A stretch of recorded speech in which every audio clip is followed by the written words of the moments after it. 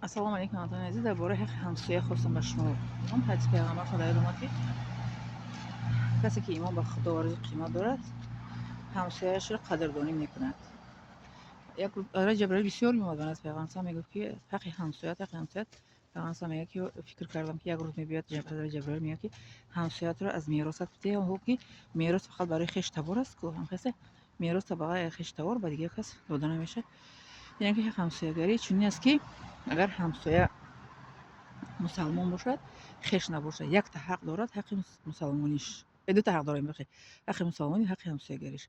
агар ҳамсоятон мусалмон боша ва хеш боша, се ҳақ дорад: ҳаққи ҳамсоягарӣ ва ҳаққи мусалмонӣ ва ҳаққи чӣ мегӯянд ҳамсоягиш.